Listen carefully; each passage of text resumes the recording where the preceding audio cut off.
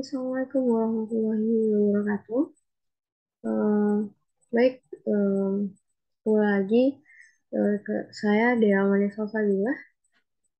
Pada minggu lalu itu saya telah menjelaskan tabungan. Nah, pada kali ini saya akan menjelaskan tentang operational deposito. Nah, di dalam operational deposito ini kita akan membahas beberapa topik. Yang pertama itu pengertian, yang kedua jenis deposito, ketiga, langkah cara menabung deposito dan memilihnya. Yang keempat, itu keuntungan dan kelemahan. Dan yang kelima, itu perbedaan deposito dan tabungan.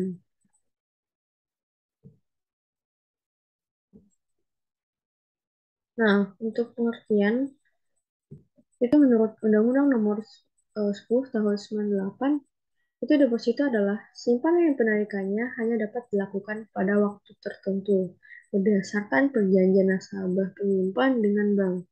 Nah, itu kan menurut undang-undang. Kalau secara sederhananya, deposito itu adalah proses kerjasama antara nasabah dengan pihak bank untuk menaruh sejumlah uang dalam jangka waktu tertentu sesuai waktu yang disepakati antara pihak bank dan nasabah maupun calon nasabah.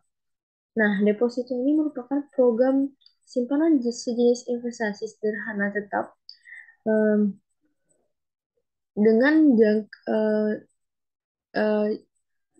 dengan jangka waktu tertentu.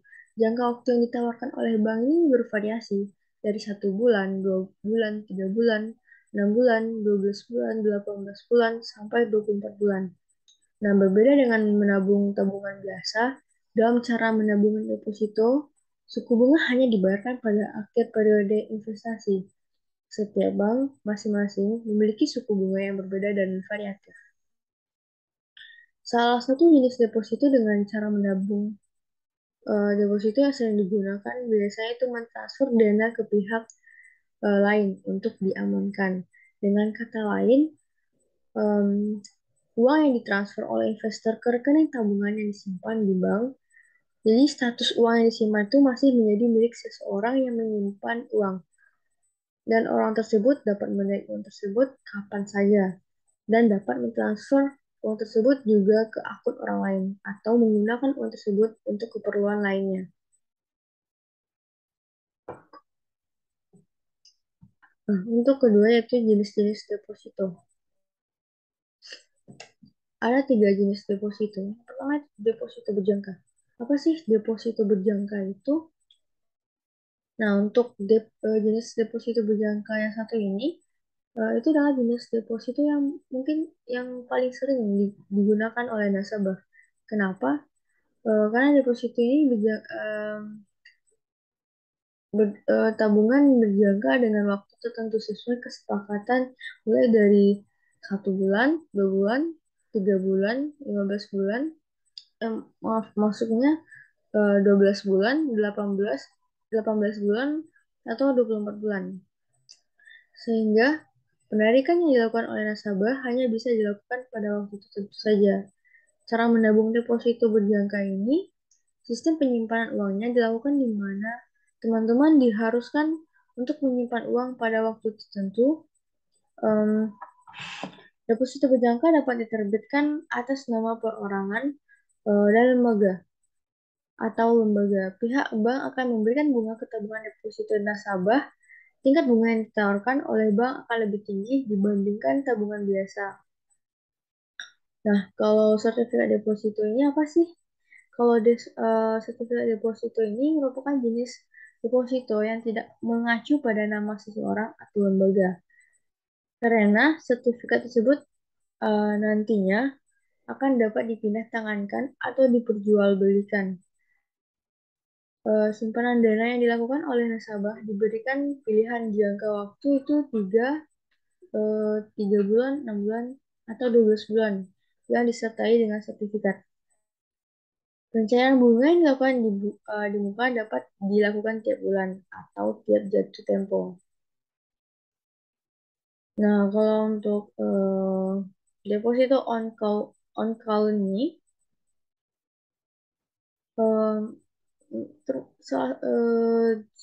Jenis deposito yang tabungan yang berjangka yang relatif singkat dan waktunya minimal.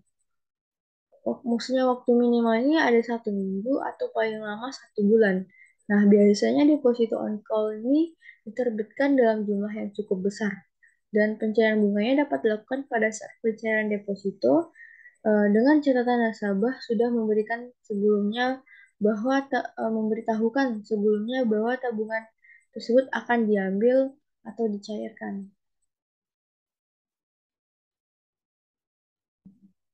Untuk materi selanjutnya itu langkah cara menabung deposito dan memilihnya.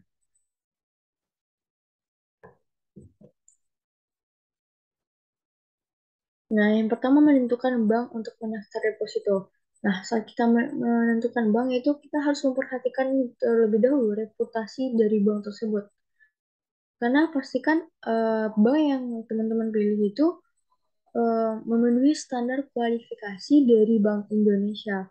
Dengan begitu, teman-teman juga merasa aman saat teman-teman itu memutuskan untuk menabung deposito di sana.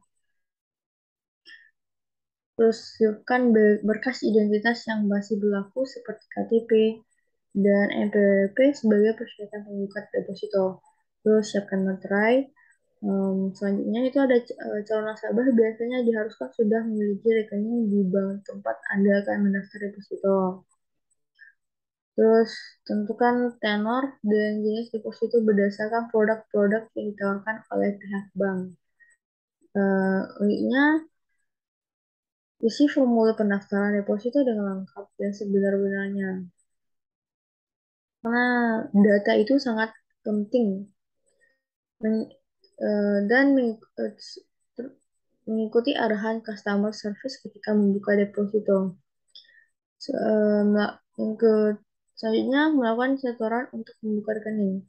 Dan yang terakhir, setelah dinyatakan berhasil, teman-teman akan menerima bilet sebagai bukti kepemilikan deposito.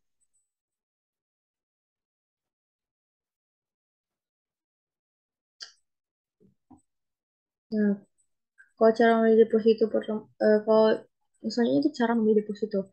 Nah, yang sebelumnya saya jelaskan bahwa saat kita memilih bank yang akan kita pilih untuk deposito itu kita harus perhatikan dulu bagaimana sih reputasi bank tersebut, apakah sesuai dengan kualifikasi dari Bank Indonesia. Nah, yang kedua itu bandingkan manakah jenis deposito yang sesuai yang kita perlukan.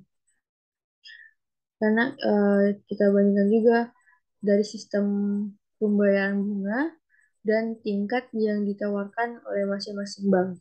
Yang ketiga itu waspada terhadap tawaran suku bunga yang tinggi.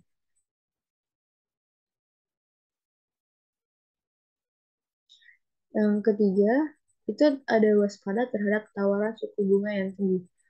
Nah, teman-teman harus berhati-hati dengan bank yang menawarkan suku bunga yang tinggi atas ketentuan lembaga penjamin pinjaman.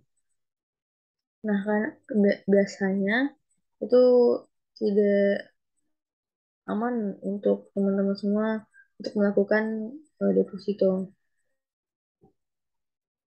Nah, apa sih keuntungan dan kelemahannya? Yang pertama itu keuntungannya. Itu kita bisa mendapat menjadikan amunan atau jaminan kredit. Terus yang kedua memperoleh hasil bunga yang umumnya lebih tinggi dari bentuk simpanan lainnya. Yang ketiga dapat mengelola keuangan secara lebih terencana sesuai dengan kebutuhan dan jangka waktu deposito. Karena deposito itu kan um, kayak tabungan berjangka. Jadi kita mengambilnya itu beraturan saat per tahunnya gitu.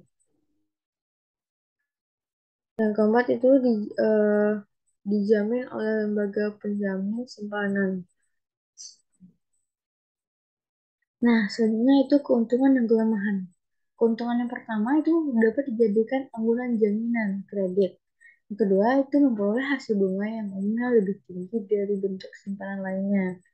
Yang ketiga, itu dapat mengelola keuangan secara lebih terencana sesuai dengan kebutuhan dan jangka waktu deposito. Karena yang sama-sama kita tahu tadi bahwa deposito ini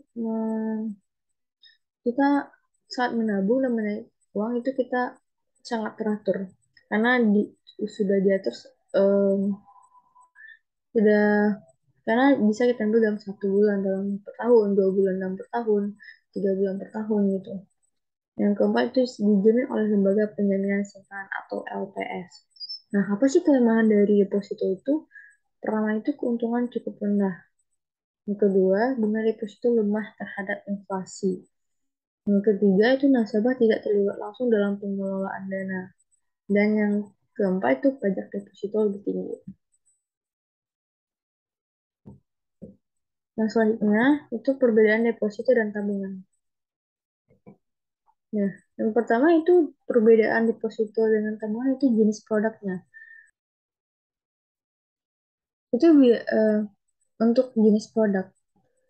Eh, untuk tabungan biasa itu biasanya untuk diperuntukkan untuk menabung saja. Sedangkan deposito itu untuk berinvestasi. Tabungan tabungan tabungan lebih ditunjukkan untuk menyimpan uang yang akan digunakan untuk kebutuhan sehari-hari dan penarikan uangnya dapat dilakukan kapan saja.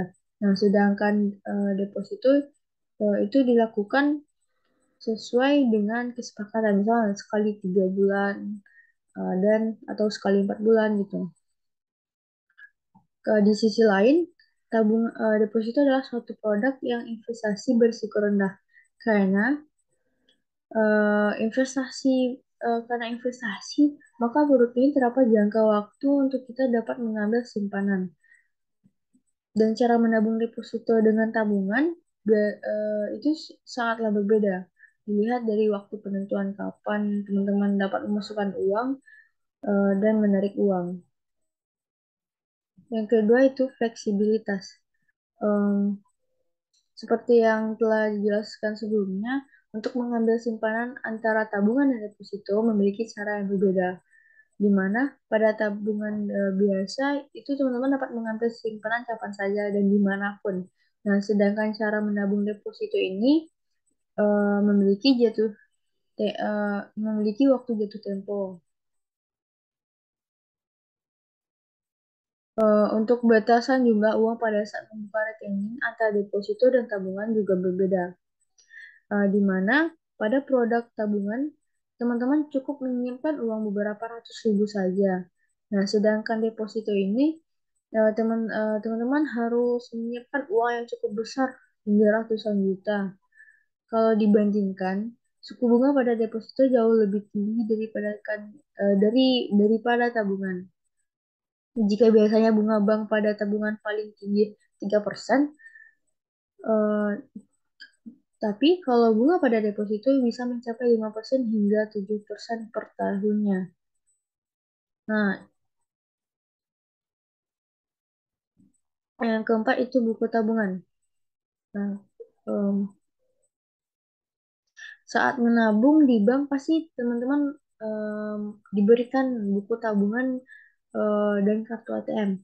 Tapi pada deposito itu teman-teman hanya akan memperoleh biliet deposito, yaitu merupakan bukti bahwa teman-teman adalah pemilik dari uang yang didepositokan. Jadi bagi teman-teman yang merupakan seorang pemula, untuk membuka deposito di bank, tentunya teman-teman harus mengenali terlebih dahulu bagaimana cara menabung deposito dengan baik, agar teman-teman tidak mudah tertipu dan deposito yang teman-teman taruh di bank itu aman. Nah, sekian dari penjelasan saya. Jika ada penyampaian yang eh, tidak pada tempatnya itu saya mohon maaf. Saya akhiri dengan Assalamualaikum warahmatullahi wabarakatuh.